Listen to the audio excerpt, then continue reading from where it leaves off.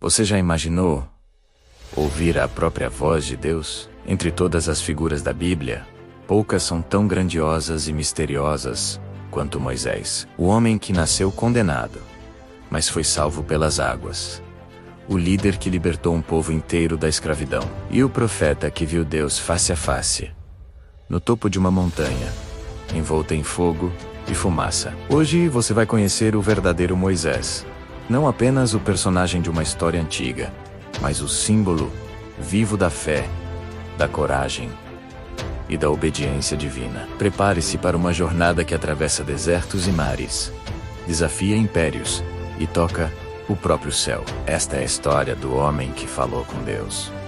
Tudo começou num tempo sombrio, um período de medo e opressão no Egito Antigo. O faraó, temendo o crescente número do povo hebreu, decretou uma ordem cruel e desumana. Todos os meninos riqueminácidos deveriam ser lançados no rio Nilo. Era uma sentença de morte, um decreto para aniquilar uma geração inteira. Mas, no meio do desespero, uma mãe, Joquebede, movida por um amor que desafiava a própria lei Rekosussê, a entregar seu filho, com as mãos trêmulas e o coração em pedaços. Ela o colocou num pequeno cesto de junco, selado com betume e piche, e o soltou nas águas do grande rio. Ela o entregou, não ao acaso, mas à providência. E o que aconteceu a seguir foi um verdadeiro milagre. O cesto navegou até ser encontrado não por um crocodilo, mas pela filha do próprio faraó. Compadecida, ela o resgatou e o adotou, dando-lhe o nome de Moisés, que significa tirado das águas. Aquele menino sentenciado à morte pelo império foi criado como um príncipe dentro de seus palácios. Um paradoxo vivo, um segredo guardado no coração do Egito.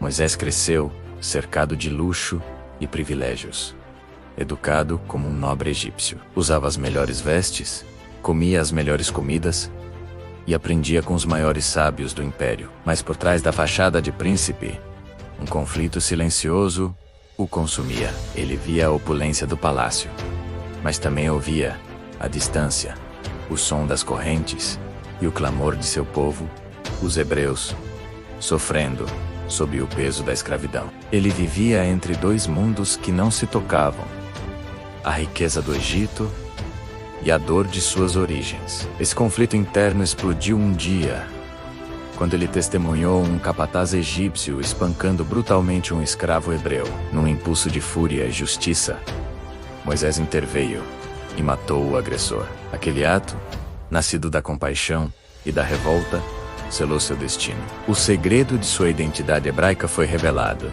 e o príncipe do Egito se tornou um fugitivo, um assassino aos olhos da lei que ele mesmo representava. Ele fugiu, deixando para trás toda a sua vida, o palácio, o poder, a família. Refugiou-se no deserto de Midian, um lugar de silêncio e solidão. Mas era ali, no vazio aparente do deserto, que Deus estava silenciosamente o moldando, preparando-o para a maior missão de sua vida.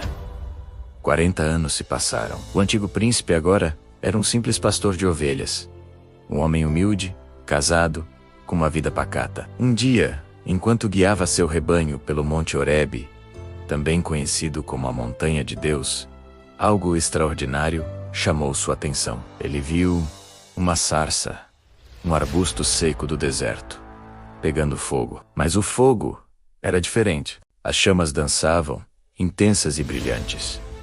Mas o arbusto não se queimava, não virava cinzas. Curioso e intrigado, Moisés se aproximou para ver de perto aquele fenômeno inexplicável. E foi então que do meio do fogo, uma voz poderosa e ressonante ecoou pelo silêncio do deserto. Moisés! Moisés! Assustado, ele respondeu: Eis-me aqui. A voz continuou: Não se aproxime. Tire as sandálias dos pés, pois o lugar em que você está é terra santa. Com um coração acelerado e tomado por um temor reverente, Moisés escondeu o rosto, pois teve medo de olhar para Deus. E ali, naquele momento sagrado, Deus se revelou, dizendo que tinha ouvido o clamor de seu povo no Egito e que escolhera Moisés para ser o libertador. Moisés, hesitante e inseguro, perguntou o nome de quem o enviava, e Deus respondeu com a mais profunda e misteriosa declaração de identidade: Eu sou o que sou, o Deus eterno. O Criador de tudo acabava de chamar um pastor fugitivo para desafiar o maior império do mundo. Moisés, acompanhado por seu irmão Arão, retornou ao Egito. Ele não era mais o príncipe fugitivo que temia por sua vida, mas sim o embaixador do Deus Altíssimo investido de autoridade divina. Ele se apresentou diante do faraó, o homem mais poderoso da terra, e entregou a mensagem com firmeza. Assim diz o Senhor, o Deus de Israel: Deixa o meu povo ir. Mas o coração do faraó estava endurecido pelo orgulho e pelo poder. Ele zombou daquele Deus desconhecido. Em vez de libertar os hebreus, aumentou ainda mais o fardo do trabalho escravo. Então, o poder de Deus começou a se manifestar de uma forma terrível e inegável. A pedido de Moisés, 10 pragas caíram sobre o Egito. A água do majestoso rio Nilo se transformou em sangue. Enxames de rãs, piolhos e moscas cobriram a terra. Uma peste matou os rebanhos. Úlceras dolorosas afligiram o povo. Uma chuva de granizo e fogo destruiu as plantações. E gafanhotos devoraram o que restou. Uma escuridão densa e palpável cobriu o Egito por 3 dias. A cada praga, o faraó prometia ceder, mas logo voltava atrás, com um coração ainda mais duro. Por fim, veio o golpe final e mais devastador: a morte de todos os primogênitos do Egito, do filho do faraó ao filho do mais humilde servo. Naquela noite de luto e terror, o Egito finalmente se curvou.